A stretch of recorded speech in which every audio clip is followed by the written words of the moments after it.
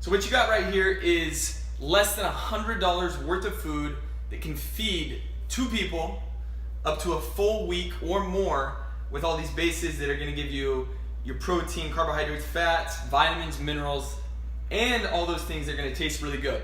And then I'll talk about a couple extras if you have more disposable income, for convenience purposes and so on. You can buy things like protein powders to be able to use as a base for, things like waffles or other shakes or smoothies or homemade ice cream. You have to realize that the food is your #1 priority.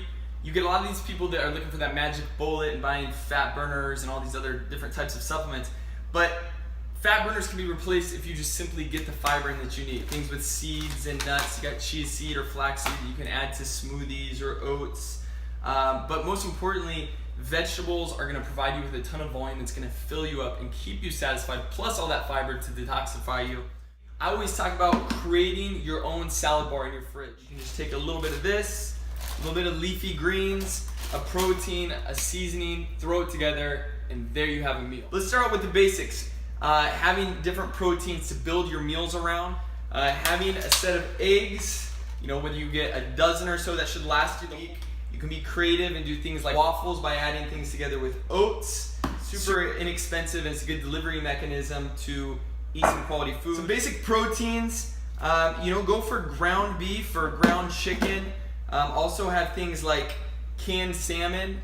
Those are all enough to be able to split it into many portions. Remember, anytime you're cooking, cook multiple so that you have meals for the following, for the next day, and so on. Vegetables. Whenever you can, buy vegetables that are already pre-cut or shredded. Have a little bit of variety. Things like broccoli and cauliflower, which is really popular, the cauliflower rice. An example of how you can do that. This is actually parsnip rice. Looks kind of like a carrot. Chopped it up. It's just a good way to transform those vegetables to make them from eatable to more desirable, so that you'll actually crave them and eat them. Shredded carrots that can be snuck into a waffle or a smoothie or stir fry. So if you have a basic pan, you can just steam fry any of these ingredients together. Think of it as just your version of a microwave to heat foods up together. If you're not eating meat, more of the vegetarian approach, we have things like lentil pasta or black bean spaghetti. And then when we're talking about flavoring all these things up, the basics is you want to have a good seasoning blend, something like a sea salt, garlic. I like this pizza seasoning. You can find anything that you want there. And then if you want to dive in a little bit more, you can find things like soy sauce or soy sauce alternatives. This one's coconut aminos, pumpkin pie spice that you can do to spice things up, or something sweet like cinnamon. We've got things like Nutritional yeast, high in B vitamins, good cheese alternative to give a lot of savory flavor. Other flavors are things like lemon or lime. I always have on hand some lemon juice to be able to save a dish that might be a little bland, or if you're just reheating something.